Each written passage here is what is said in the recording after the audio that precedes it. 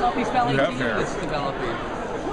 Hey, Ricardo here at diversesolutions.com, and I'm with Jay Thompson from PhoenixRealEstateGuy.com. Nice. Now, Jay, you started blogging. I remember I interviewed several years ago. It was at the NARA conference. That was 4 years ago. 4 years ago. Blog will be 6 years old in May.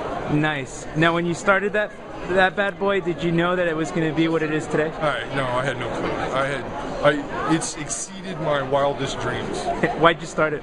I really started it because I needed a writing outlet. I like to write, and so my passion for writing combined with my passion for real estate, it just made sense to put them together. I did not start it to generate prospects, although I thought, well, maybe a few people will find it and I'll get some business out of it. That's been the evolution of it, but it wasn't what you intended. Exactly. What's been your biggest challenge to date? It's gone through a couple of iterations. You're always testing it and breaking things. I test and retest everything. I change themes all the time. I'm a tinkerer. I like to mess around with it. Biggest challenge is probably still, to this day, finding the time to sit down and write. It's got to be done if you want to have a successful blog. You've got to consistently produce content, and that's not easy to do. Fortunately, I don't need much sleep. I do a lot of writing at 2 or 3 in the morning. Try to write posts ahead. That's never worked out very well for me personally, but it's an idea. But it's just finding the time. You have to make the time. It's safe to say that you've turned writing and turned it as part of your prospecting time? Oh, absolutely. And that's a great point. You know, if you listen to the super trainer salespeople, they'll say you should be prospecting at least 2 hours a day. Maybe more in this market, and that is my prospecting. So instead of standing in line at the post office with a box of flyers or postcards, instead of knocking on doors or working the phones, I work the blog posts, I write content, and it works. What was the turning point for you? How do you make money? It takes time. It's consistency over time. It's just like traditional prospecting, geo-farming with postcards. They'll tell you, you got to mail those postcards out twice a month for a year before you start to become known. And it's the same thing with the blog. Consistency, consistency, consistency. You got to give people what they want, give them information, dial in a good home search. We like Diverse Solutions, not that that's a plug, but that's what people come to a real estate site, whether it's a traditional site or a blog, they come to search for homes.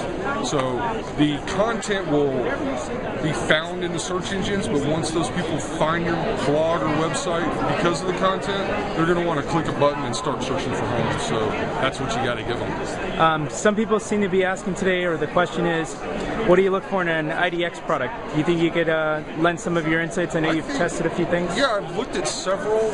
The most important thing I tell people is it doesn't matter if I like the IDX product. What matters is if home searchers like the IDX product.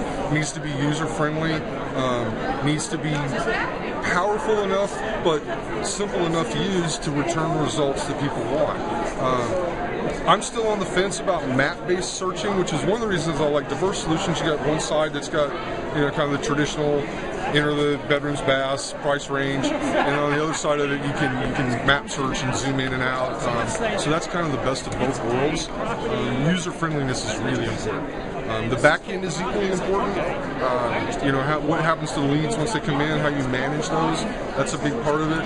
But my favorite trick was I had 3 or 4 potential IDX solutions.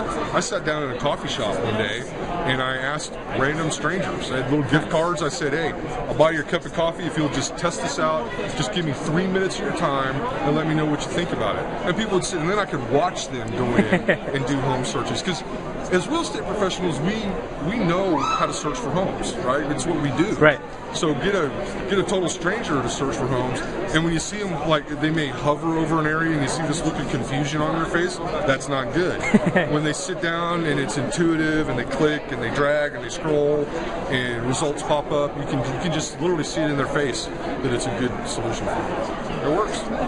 Thanks, Jay. Where can we find you online? PhoenixRealEstateGuy.com. We'll see you at RE Barcamp Phoenix. All right. Thanks, Carter.